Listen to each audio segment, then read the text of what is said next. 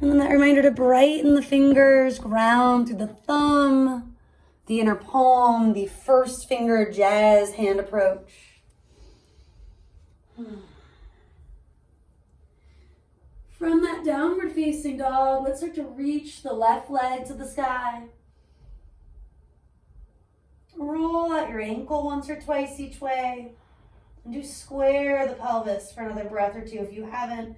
Driving the inner left thigh and glute up. Wrapping the outer left hip down. So you're in down dog, split in neutral, one more inhale. Now exhale, bring that left knee toward the left tricep, bring the left heel toward the left sit bone. Push into that thumb first finger, lift the mid back, the heel up for another breath. On the inhale, take the leg again to the sky, down dog split. Passing through that wide-legged tiger shape, step into lizard. Turning your front foot out, letting the ankle, knee, hip follow, maybe 40, 45 degrees. Rock, sway, even circle each direction. Pressing the right heel back, your chest forward.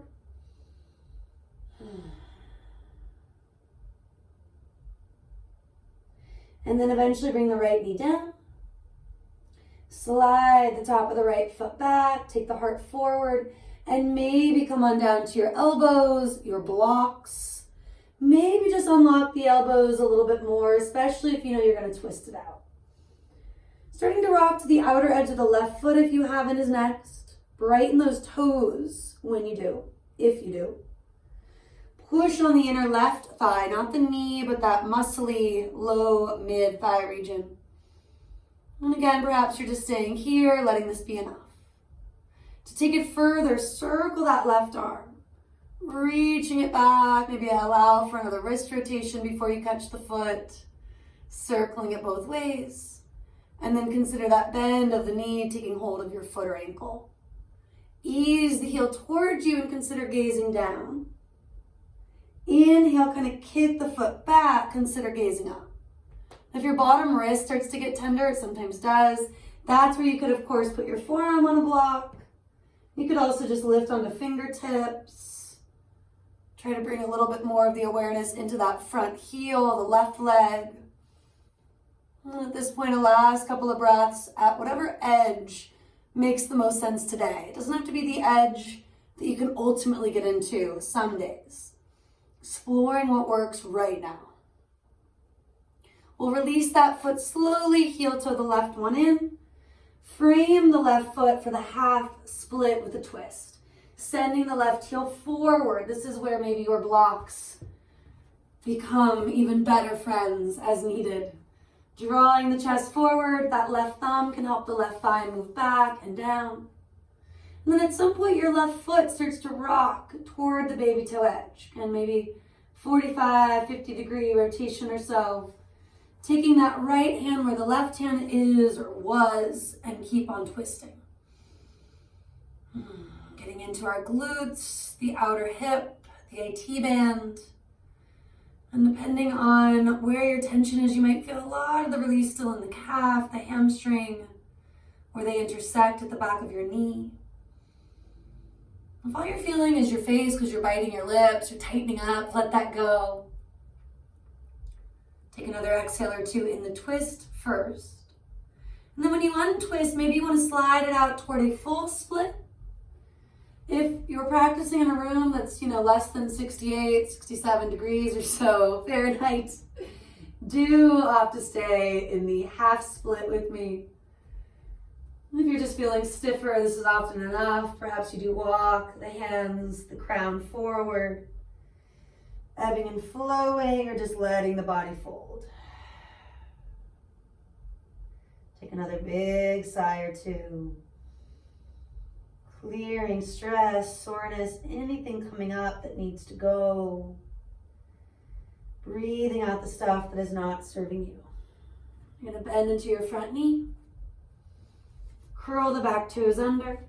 Now I'm simply walking it to a down dog. You could place hands on the blocks if you'd like, hands to the mat if you'd like.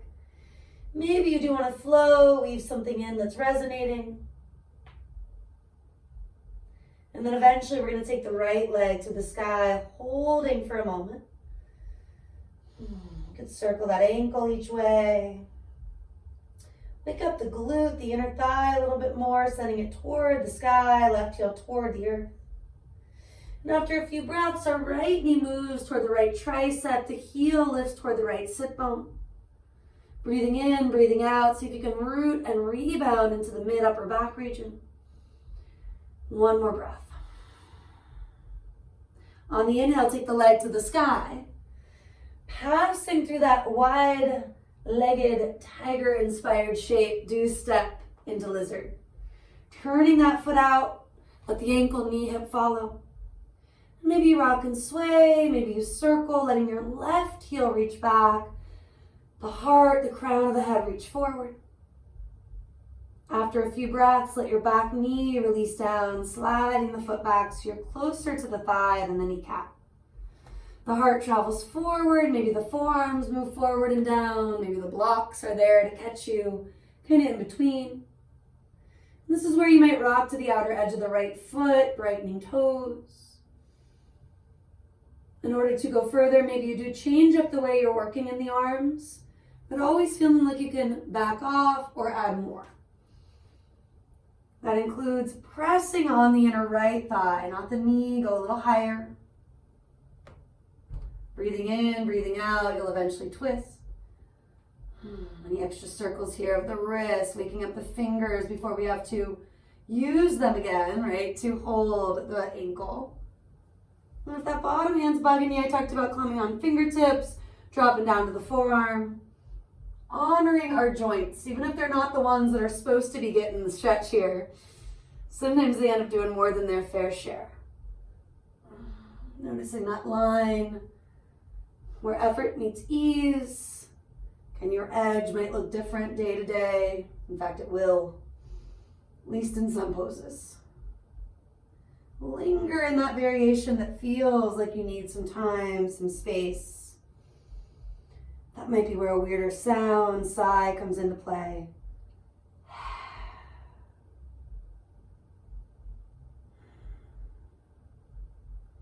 And then eventually we do start to move toward that half split with a twist. Right foot travels in, framing the foot with your hands, your blocks. Let them become your buddies if they haven't, and you're feeling that resistance. I find using my own hand to adjust the hip and ankle is often helpful when I'm stiff. You may or may not agree, right? Sometimes helpful is not fun, but it's effective. Let your right foot travel toward its right edge. Left hand moves toward where the right hand is or was, and maybe you keep on going. Breathing in, breathing out. And all sorts of areas in the outer hip, glute, thigh, and even calf are receiving a stretch. Getting more range of motion, bringing back mobility that is often needed. When it's time to unwind, you will. I talked about settling in that half split, letting it be enough. Maybe walking the hands a little further forward, letting the right baby toe, the hip travel back. And eventually letting the head drop in if it hasn't. Full split people, the block under the thigh, the hands and the hamstring might work. Get creative with pillows and things if that's what you've got. And do notice again the face, the jaw, maybe flutter the lips first. Start to move second. A couple of inhales to ease up out of it. A couple more exhales to find that lunge, maybe right into down dog. Or something a little different.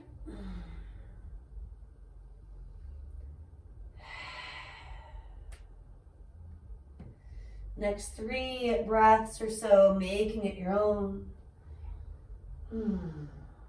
Feeling the shifts from that very big stretch. Breathing into spots that maybe were a little stickier, sore moments ago. And climb on back to down dog if you haven't. Tapping into your inner frog, jumping, walking, crawling into Malasana. Yoga squat, like with the front foot, front hip in lizard. Both feet, both hips turning out about 45 or so degrees. You can always use your blocks now as park benches, right? Making sure that they help bring the posture to you. Draw the heart forward and through. Consider spinning palms up, shoulders down instead of the prayer. Keeping that space not only in the hips, but the heart. And then that longevity Kriya where we stand up, hips back, chest forward. And exhale to take it down gradually from there. Inhaling it up. Exhaling it down.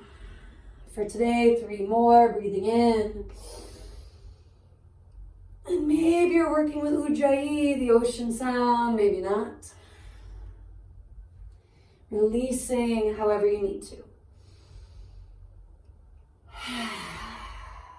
Last time.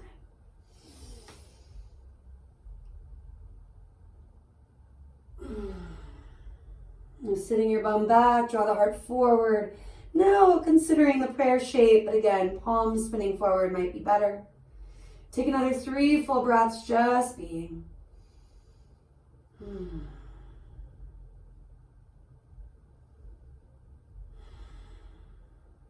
then do bring your hands down, booty up, standing fold. Inhale, chest out, lengthening. Exhale, crown of the head either to the ground, a block, or 2 stacked. Embracing that calming, soothing quality that it provides.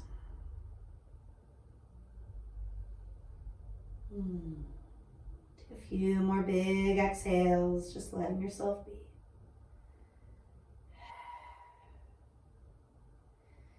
And if you're someone who loves a tripod headstand, of course you could weave it in, but never feeling obligated just because you're in the preparatory pose. Unless you're going into something fancy, we will eventually rise, lengthening or rolling. Step, jump, whatever works for you. Tadasana, mountain pose, inhaling, take it up. Exhaling, bowing forward and down. Inhaling, chest forward. Stepping, jumping, plank, maybe plank toward chaturanga, lowering halfway or all the way. Inhaling, cobra or up dog, maybe lingering here. Take that extra breath too. And then to the knees, puppy dog, using those blocks or not. Hips high, heart low, forehead melts toward the floor.